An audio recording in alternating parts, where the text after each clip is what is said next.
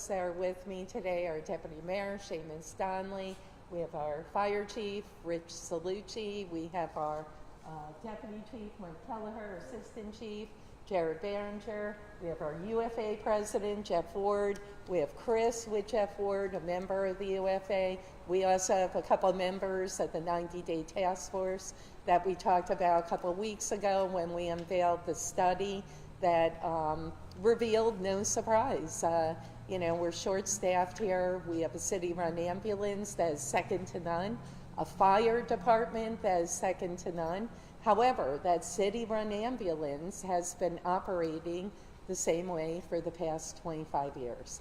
What we've done to Band-Aid that up to date, as you know, it's called peak ambulance. So essentially, January through April, we had 24-hour peak ambulance. Before that, we had 12 hours. So basically meaning we had an extra ambulance on duty from 8 a.m.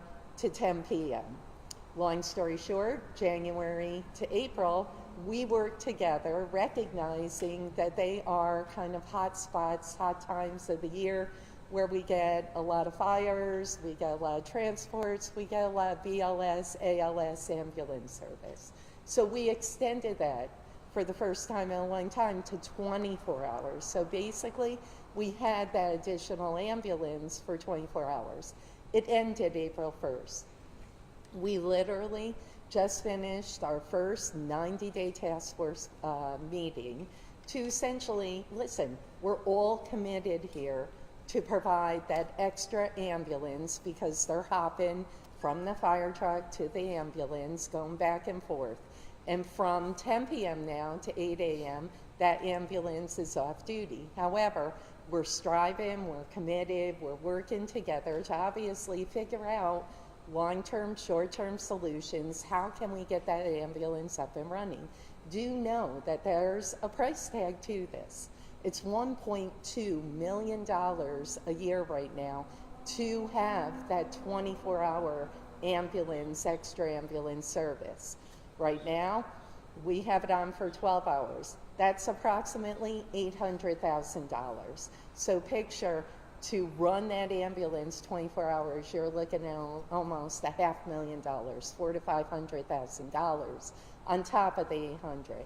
The $800,000, the good news, it's budgeted this year through ARPA funding. Like I said, we're all committed to figuring out short-term, long-term solutions. A, we're here to say that we're working together. B, the folks of Troy should know what's going on. We're trying to be super, obviously, transparent about this. Does it put folks in jeopardy? No, but there's always that slight chance. We've been saying it all along. We've been putting Band-Aids on a 20, 25-year issue. So the solutions aren't going to happen overnight. We need short-term, long-term. We're looking, how can we utilize existing staff to man, that ambulance outside of, $500,000 of overtime. We're literally looking at maybe MOAs. We know part of the issues also are the long stays, the waiting times at the hospitals. We know sometimes it's 3-4 hours. So there's not a quick fix to this. We've been putting Band-Aids on, but the issue is, and the good thing is that this 90-day task force, and we put a cap on the task force to identify short-term, long-term solutions. But right now, the message is that we're here to fix this. We're committed, we're united, and I'd like some other folks to talk about it. I'm going to ask Jeff Ward from the UFA and then Rich Salucci just to add what's going on behind the scenes. And it is a complex issue, do know. We don't take this lightly. This is, it's a very serious issue when we talk about public safety.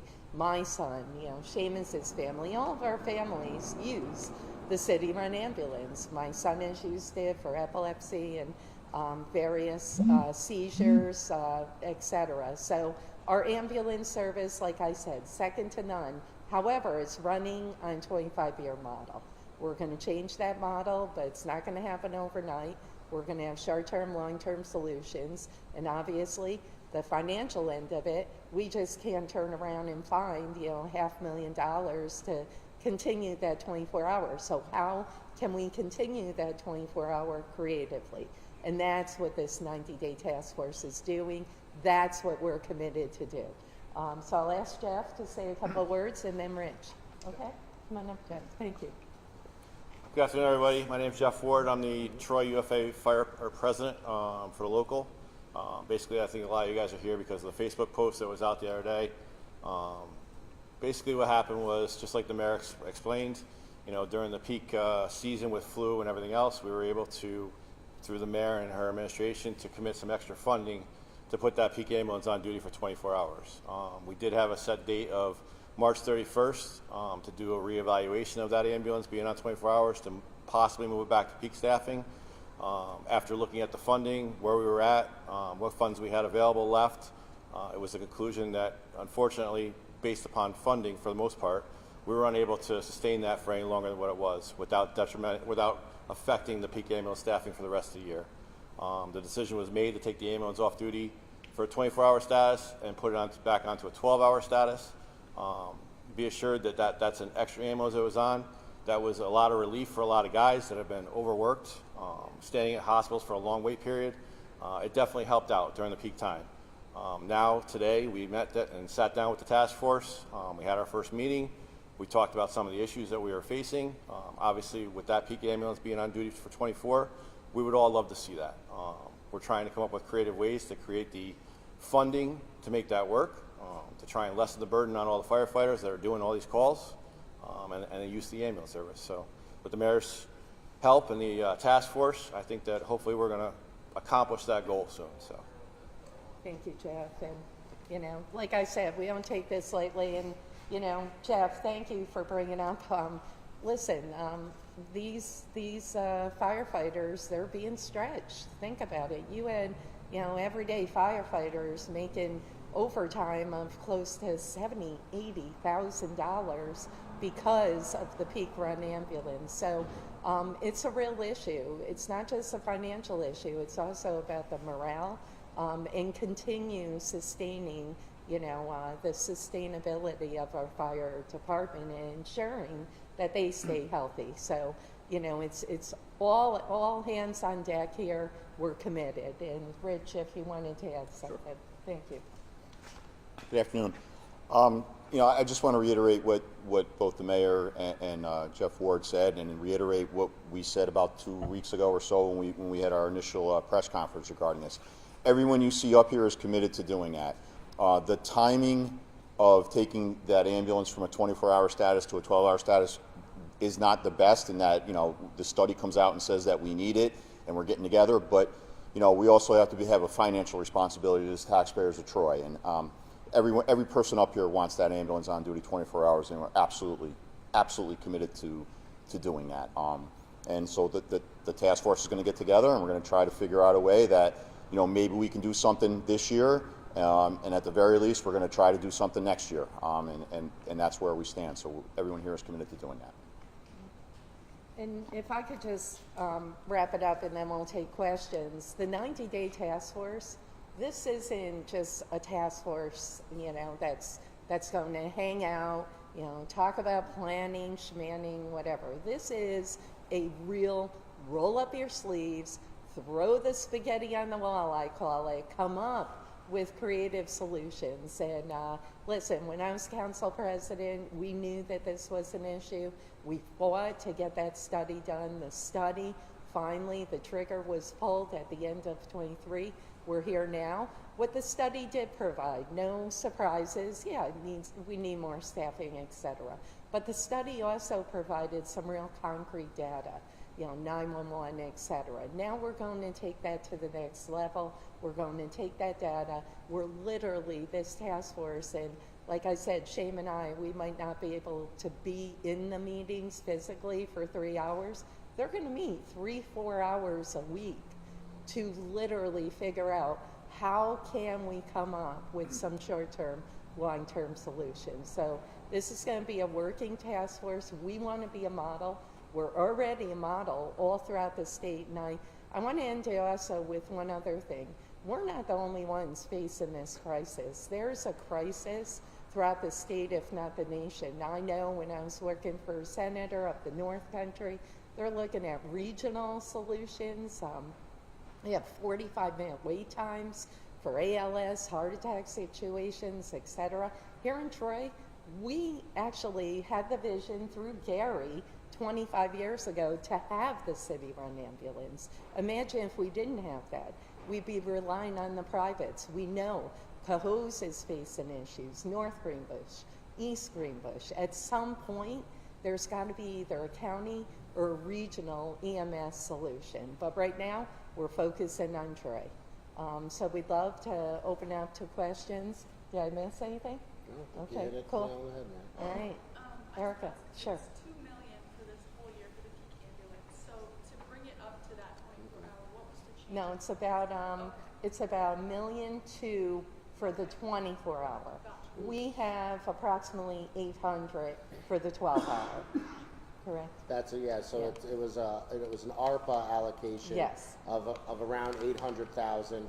That also, keep in mind, pays the overtime, but also the fringe The benefits fringe. that come with that as Yeah. well. And that's the thing, like, when we look at it, you can't say, you know, okay, we're going to put, like, you know, 4 or 5 firefighters who are at the base pay.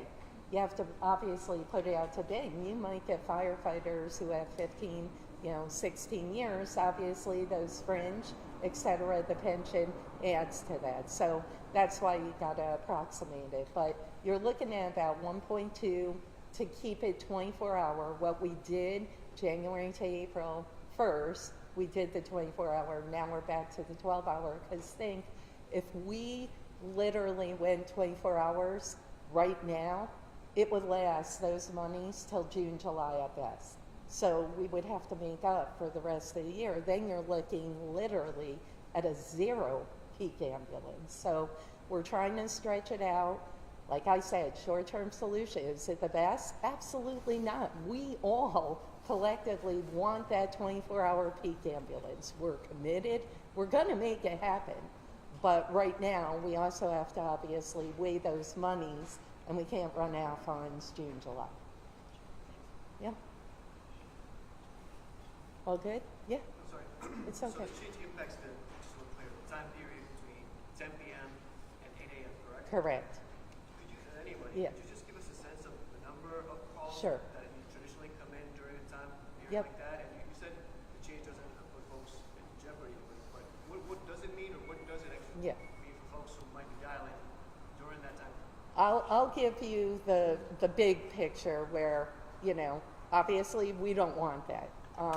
Does it put folks in jeopardy? The good news, knock on wood, we have been so fortunate to date.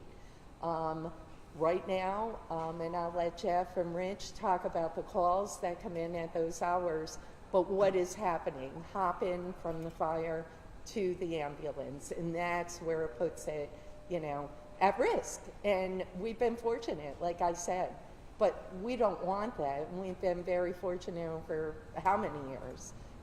We're making it work. However, that's not the ideal situation.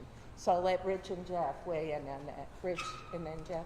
Yeah, and the mayor actually spoke a little bit. It comes off duty at 8 p.m. It runs from 8 Right, a.m. sorry, to 8 p.m., sorry. not 10 p.m. Oh, I apologize. 8 a.m. to 8 I'm p.m. so sorry. Yeah, but yes, that's what it's on duty during peak hours. So when we initially started this ambulance a few years back, the peak ambulance, we identified that the call volume was higher during the day. That's why it's peak, right? It's the peak ambulance. There is no formula for how many calls it's missing or what the impact of that. Some days it doesn't do a lot. Some other days it never sees the firehouse again.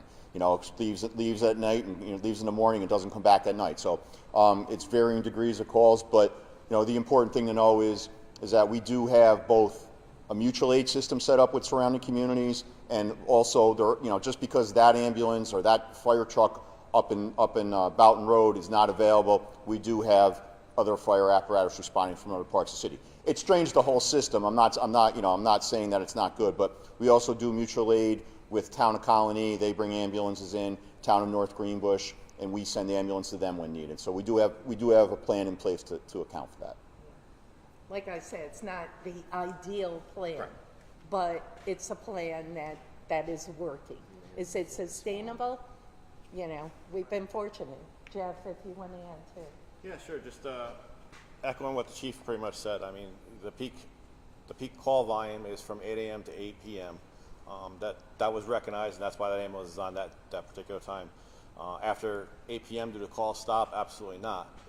They may slow down, and that's why we call that peak ambulance staffing during that peak time.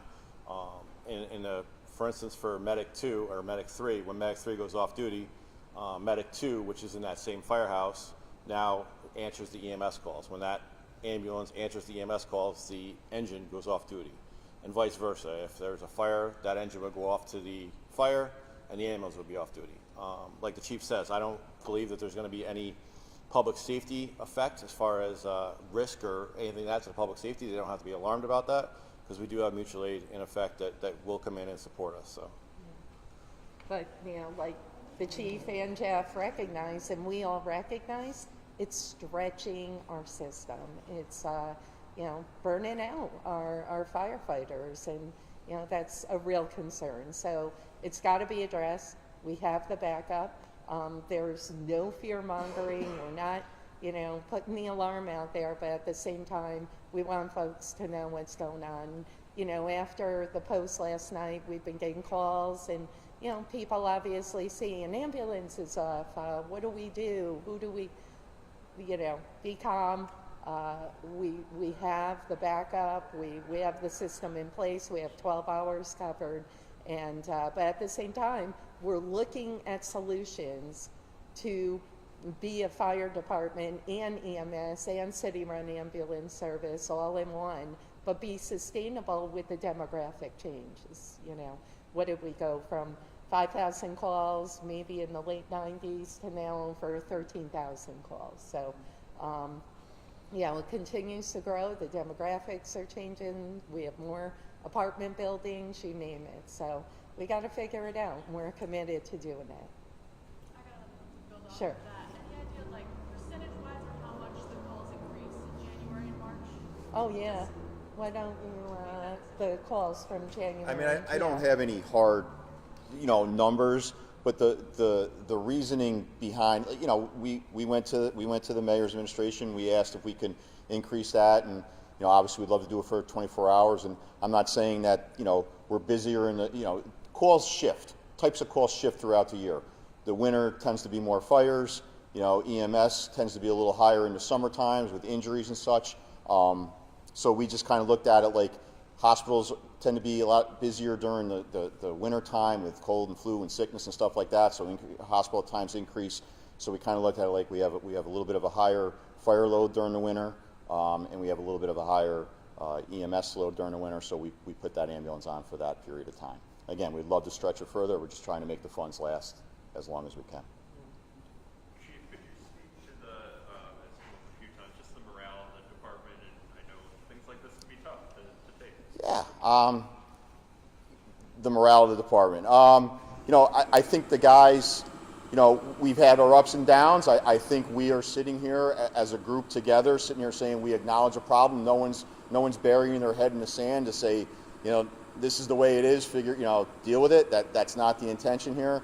We all want to move forward together, and, you know, come to an agreement on what's best for the firefighters in the city. And I hope, you know, I think the union, the fire department union membership, I hope they realize that it's a sincere attitude that we're given, and I just hope that they recognize that. And then mutual aid has also come to a handful of times. How will this also affect neighboring communities that may rely on you guys? Yeah, well, that's part of mutual aid, right? We rely on them, they rely on us. So we go to Colony, Colony comes to us. We'll go to North Greenbush, North Greenbush comes to us. I think our usage of mutual aid is slightly higher than us providing mutual aid. But as the mayor said, it's a county, regional, state, and national issue, right? So at some level, it has to be addressed. We're going to try to address it at our level, and hopefully it can be addressed around us also, and everybody can then benefit from that type of system. Yeah, we do have. To clarify. Yeah, we have 3 ambulances on duty in the city, right? I mean, and two of them do what we call jump with fire apparatus. Medic 1 up in Lansingburg jumps with truck 1. So that does mean if a fire comes in and truck 1 goes out, medic 1 sits there off duty, and vice versa. If a medical call comes in and medic 1 goes out, then the ladder truck sits up there. Same thing with up at Boughton Road with engine 2, medic 2. But you know, we do have 3 ambulances available in the city, and obviously a 4th with the peak one at this time. Just so we're clear, the peak time will stay during the 12-hour period now. Yes, that ambulance is scheduled to be on the rest of the year from 8 a.m. to 8 p.m. So 4 total during the hours. Yes, correct. In the 24-hour, that was affording that extra during the 8 p.m. to 8 a.m. I know we don't have exact numbers, but just anecdotally, as far as 4 being used at one time. Absolutely. Yeah. Absolutely. Yeah, don't forget, you know, and Rich and Jeff can vouch, we do a lot of transports too. You know, it's not all emergency situations, and you know, it's just the nature of the healthcare industry and how that has changed dramatically. Sorry, last one. Yeah. I know the contract negotiations are ongoing, if I understand that correctly, but can you say if you're any closer to reaching an agreement, or where do we stand on that? Because surely that's a Yeah. component of the overall effort, correct? We've resolved some past issues from prior years. I can't go deep into the negotiations, but from where we sit, I think we're moving in the right direction. You know, the goal is to continue boosting that morale to address our city-run ambulance situation, and obviously ensure that our firefighters are, you know, getting their fair pay, and at the same time not being burned out. And I don't know if Jeff wants to add, you know. You want to say that? Anything you want to say? Yeah. So, I mean, just to echo what the mayor says, I mean, we are in negotiations. We've had a few meetings. Things are pretty positive in the meetings. We're back and forth with a few different issues. The city sees our points on a lot of things, and we see the city points on a lot of things as well. So it's a mutual working relationship between the two of us to try and come to an end goal and make things positive for everybody. So. And just to end it, we don't take this lightly. You know, we really thank all of you for coming out. We do, because, you know, we're trying to get the right message out there, but not, you know, sugarcoat it. Just be frank with people. This is what's going on. This is what's happening. This is how we're moving